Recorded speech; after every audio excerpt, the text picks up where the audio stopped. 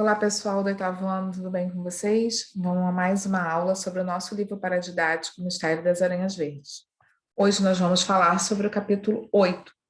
Esse capítulo 8 fala, da Carol, que fugiu, lá do cativeiro dela, e que está lá na General Osório, que fica lá em Ipanema, né? E não sei se vocês sabem, mas na Praça General Osório, por muito tempo, se tem uma feira, que é uma feira hippie. E vocês sabem muito bem que uma senhora pagou para ela um lanche, né, antes, e que ela estava toda maltrapilha, ela estava sem sapatos, né, com o vestido rasgado, e ela começa, né, a se meter ali pelo meio da feira, tá, para tentar despistar, porque ela ainda estava com a sensação de que ela estava sendo seguida. Bom, entre uma barraca e outra, né, que ela vai entrando, ela se depara com colares, né, cordões, pulseiras, hippies, né?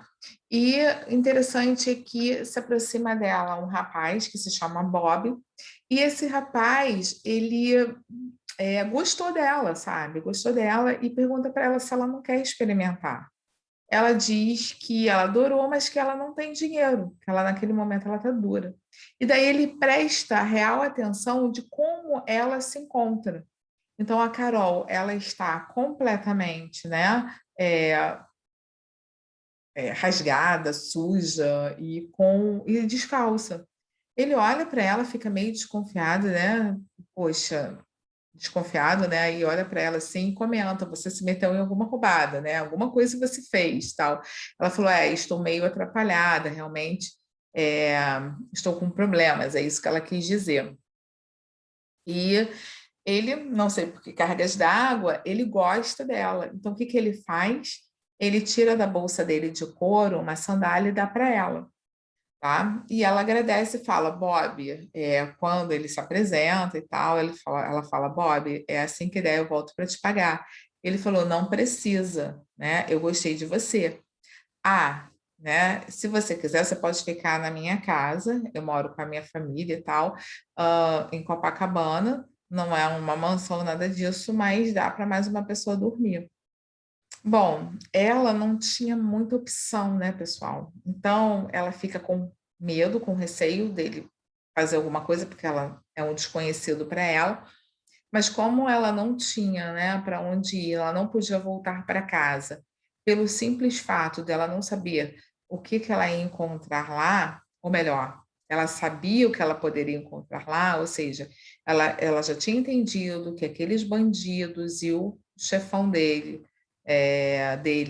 que ela não sabia ainda quem era, eram pessoas perigosas. Então, se ela voltasse para casa, ela poderia colocar em risco tanto, né, a vida dela como a dos seus familiares. E aí ela se vê, né, numa saia justa, não sabe o que vai fazer, acaba aceitando ir para o apartamento do Bob, lá em Copacabana. Chegando lá, obviamente, ela, né, foi muito bem recebida, aquela coisa toda, e ela olha para o telefone, ela tem vontade de quê, gente? De se comunicar com os pais, é óbvio. Ela sabia que os pais poderiam estar o quê? Muito preocupados, né, com a ausência dela. Mas ela logo se lembrou de que os telefones poderiam também estar grampeados. Não se tratava de uma quadrilha qualquer, né? Mas de pessoas bastante poderosas. Então ela se segura, né? E ela fala: eu vou descansar porque ela estava exausta e eu vou pensar num jeito de avisá-los para que eles não fiquem tão preocupados. Tá? Então, nesse capítulo 8, gente, ela simplesmente, né, acaba vendo uma luz no fim do túnel quando ela encontra o Bob, porque senão ela ia ter que ficar perambulando pela rua. Ela também consegue refletir, enxergar que aquilo ali não era uma brincadeira, tá? Que aquilo ali foi uma coisa séria, ela só não sabia o porquê. Uma coisa ela já sabia o que ia fazer, que ela ia voltar lá no Hospital Miguel Couto, tá? Porque tudo começou lá, quando o irmão dela colocou aquele gesso na perna. Então ela sabia que todo o mistério, tá? Ela poderia desvendá-lo indo ao hospital, onde tudo começou. Então, ela só tinha essa certeza, nesse capítulo 8, perdão, que ela não poderia voltar para casa, que ela precisaria da ajuda de um estranho, tá? E que ela teria que voltar ao Hospital Miguel Couto, porque foi lá que tudo começou. Certo, pessoal? O que a gente percebe, né, nesse capítulo do livro? Primeiro, né, a astúcia dela, a esperteza dela, tá? Em observar as coisas e não ficar desesperada ao ponto de fazer besteira, de ligar para casa, de voltar para casa, sabe? E de entender que aquilo ali não era algo simples, era algo que mexia com pessoas muito poderosas.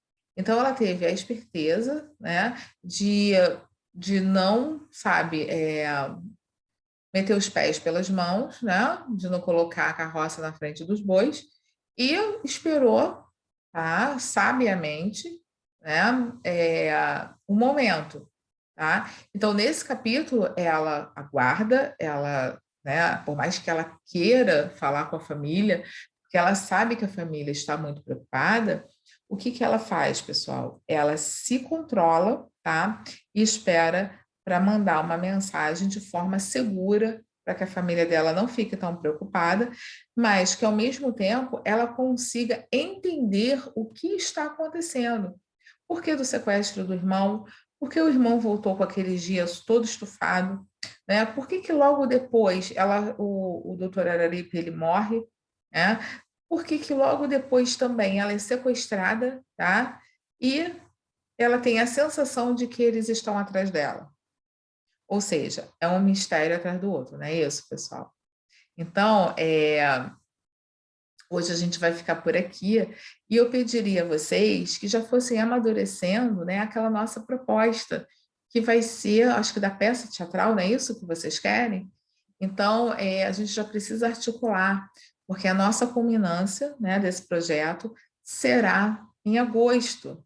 Então, nós já estamos em junho. Julho, depois nós temos aí um período de recesso, e logo depois vem agosto. Tá? Então, eu gostaria que vocês já fossem amadurecendo, né, a ideia de como nós vamos, tá, organizar essa peça teatral. Ok, pessoal? Então, até a próxima. Um beijo para todos vocês. Tchau, tchau.